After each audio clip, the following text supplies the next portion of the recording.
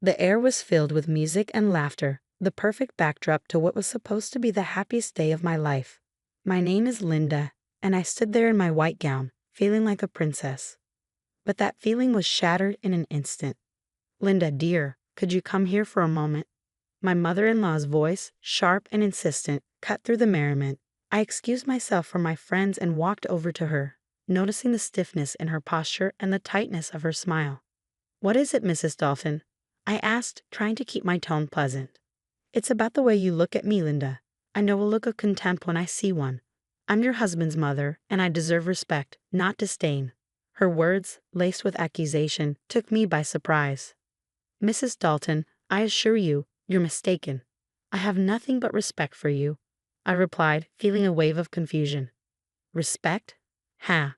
I've seen the way you roll your eyes, the little sighs when I speak. You think I'm blind? You've turned my own son against me." Her voice rose, drawing the attention of nearby guests. "Mom, what's going on here?" My husband, Mark, joined us, his brow furrowed with concern. "Your wife, she's been disrespectful to me, always looking down on me. And today, on your wedding day, she's been the worst." Mrs. Dalton's voice broke, tears welling in her eyes. "Linda, is this true?" Mark looked at me, his expression a mix of disbelief and rising anger. "No, it's not true. I've done nothing of the sort," I said firmly, feeling a growing sense of injustice. "She's lying." "Mark, I'm your mother. Would I lie to you?" Mrs. Dalton sobbed, clutching his arm. In a moment that felt surreal, Mark's hand came up and struck my cheek in a stinging slap. The sound echoed in the sudden silence, and I stood there, hand to my reddening cheek, as the room full of guests stared in shock. "How could you?" I whispered, not to Mark or Mrs. Dalton, but to the universe that had allowed this to happen. "Linda, I didn't mean," Mark stammered, his anger giving way to confusion and regret. "No, you show me exactly who you are," I said, my voice steady despite the turmoil inside me. Turning away from them, I addressed the crowd. "I'm sorry you had to witness this. Please continue to enjoy the celebration. I need a moment alone." As I walked away, the whispers began, but I held my head high. This was not the end, but the beginning of something else. A plan started to form in my mind, a plan for justice. This humiliation would not go unanswered. In the privacy of the bridal suite, I allowed myself a moment of vulnerability, letting the tears fall. But they weren't just tears of pain. They were tears of determination. I would not be a victim. I would be a victor. After the wedding incident, I knew I had to take action. The first step was to gather undeniable evidence. I reached out to a private investigator, Mr. Grayson, known for his discretion and effectiveness. "Mr. Grayson, I need your help. My husband Mark and his mother have been, let's say, less than kind." "Understood, Linda. What exactly are we looking for?" "I need evidence of their behavior, anything that shows a pattern of emotional, financial, or legal abuse." "Consider it done. I'll start with surveillance and background checks. I'll dig into their pasts, finances, everything." Armed with my mission, I began recording my conversations with Mark and his mother, every phone call, every encounter. I needed all the evidence I could get. In the midst of this, I found solace in my friend Sarah. "Sarah, I don't know how I'd get through this without you." "You don't have to, Linda. I'm here for you always." "So what's the plan?" "I'm collecting evidence. Mr. Grayson is helping too. I want to expose them for who they truly are." "Be careful, Linda. They won't see this coming and they'll be furious." "I know, but I couldn't let them get away with it." As weeks passed, the evidence started piling up. Calls where Mark's tone was aggressive and demeaning, financial records revealing his mother's tight grip on his assets, and questionable transactions hinting at fraud. One evening, Sarah and I sat down to review the findings. "Look at this, Sarah. These bank statements. They're moving large sums of money. But to where? And these emails. They're planning something, but what? We need to connect the dots.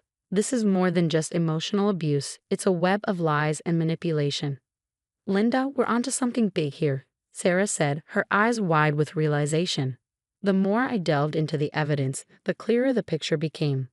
Mark and his mother weren't just toxic. They were involved in deeply unethical, possibly illegal activities.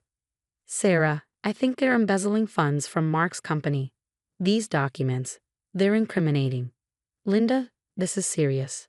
You need to be cautious. They won't take kindly to being exposed.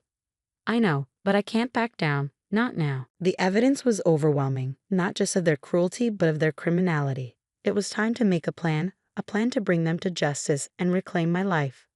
Sarah, I'm going to expose them publicly. Linda, that's risky, but if anyone can do it, it's you. With Sarah by my side and the evidence in hand, I felt a renewed sense of purpose.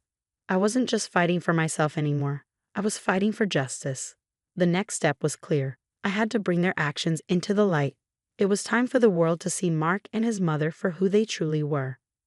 I organized an event under the guise of a big announcement, inviting friends, family, and subtly, a few media contacts. The venue was lavish, the atmosphere buzzing with anticipation. Thank you all for coming. I know you're curious about the big news. I began, my voice steady, my demeanor calm. Mark and his mother, Mrs. Dalton, stood beside me, beaming, unaware of the storm about to break. Linda, darling, we're so proud of you. Whatever the announcement, we support you, Mark said, his words dripping with insincerity. I've gathered you all here to share some important truths about my marriage and the Dalton family. I paused, gauging the crowd's reaction. Truths? Linda, what are you talking about? Mrs. Dalton's voice quivered with a mix of confusion and fear. I'm talking about the abuse, the lies, and the illegal activities that have been going on behind the scenes. The room fell silent, the air thick with tension. Linda, have you lost your mind? Mark's face turned a shade of red, his anger barely contained. Quite the contrary, Mark. I've never been more sane or more sure of what I need to do. Exhibit A. I gestured to the screen behind me, where a video started playing, a recording of one of their heated, abusive conversations. The crowd gasped, murmurs growing louder. Mrs. Dalton's face paled, her hands trembling. This is just the beginning. These documents show financial irregularities, embezzlement, and fraud. I held up a folder filled with incriminating evidence. You can't do this, Linda. You're ruining everything. Mark's voice was a mix of plea and threat. I'm not ruining anything. I'm exposing the truth, a truth that everyone needs to see. The media personnel started clicking their cameras, capturing every moment of the unfolding drama.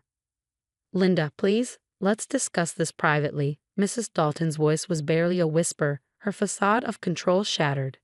No, Mrs. Dalton, no more private discussions. The time for hiding is over. As I continued to reveal more evidence, the reactions varied from shock to disbelief. Some guests shook their heads, while others whispered among themselves. Mark and Mrs. Dalton stood frozen, their masks of respectability falling away.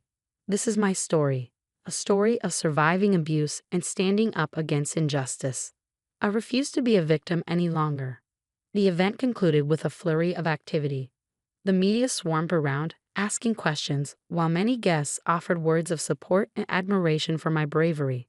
As I walked away from the podium, I felt a weight lift off my shoulders. I had done it. I had exposed them publicly, maintaining my composure and control. It was a moment of triumph, a moment where I reclaimed my power and my voice. The courtroom was stark and imposing, a fitting arena for the final act of my journey.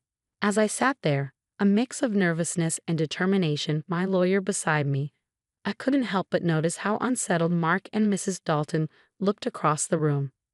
Your Honor, we are here to present the case against Mark and Mrs. Dalton, not just for a divorce, but for years of emotional and financial abuse, my lawyer began, his voice resonating with confidence. Linda, you can't win this. You're going too far. Mark's desperate whisper reached me from across the room. This isn't about winning, Mark. It's about justice. It's about showing the world who you really are. I replied calmly but firmly. The trial proceeded with my lawyer presenting the evidence meticulously, the recordings, the financial documents, everything that painted a true picture of the life I had endured. Your Honor, as you can see, the evidence is overwhelming. We seek not only a divorce but also appropriate legal action for the wrongs committed by the defendants. Your Honor, this is all a misunderstanding. Linda is exaggerating. Mrs. Dalton's plea sounded hollow, even to her own ears. Exaggerating? The evidence speaks for itself. You can't hide from the truth anymore. I said, my words directed at both Mark and Mrs. Dalton, a final testament to my stand against them. The judge, after reviewing the evidence and hearing the testimonies, made her ruling. In light of the overwhelming evidence, I grant the divorce and order legal actions against Mark and Mrs. Dalton for their conduct. As the gavel struck, a sense of vindication washed over me. I had done it. I had stood up to them and emerged victorious. With the legal battles behind me, I began the next chapter of my life, a chapter of healing and rebuilding. I found a small, peaceful place in the countryside, a stark contrast to the chaos of my past life. Sitting on the porch of my new home, a warm cup of tea in hand, I looked out at the tranquil view before me. The trees swayed gently in the breeze, birds chirped in the distance, and for the first time in a long time, I felt at peace. This was it, a new beginning, a life free from lies, manipulation, and pain. My journey hadn't been easy, but it was worth it. I had not only survived, I had triumphed. I had found my strength, reclaimed my voice, and now I was finally free. As the sun set, casting a warm glow over the horizon, I knew I was exactly where I was meant to be. The future was uncertain, but it was mine to shape, a future filled with hope, healing, and happiness. This was my story of triumph, a story of a woman who refused to be silenced, who stood tall against all odds. This was my closure, my victory. The story of Linda's journey has reached its conclusion. Do you believe Linda's decision to publicly expose and legally confront her husband and his mother was the best course of action? Could there have been a different way to handle such a situation? Share your thoughts in the comments below. And if you enjoyed this story and want to see more like it, don't forget to like this video and subscribe to our channel for more compelling narratives. Your support helps us bring more stories to life.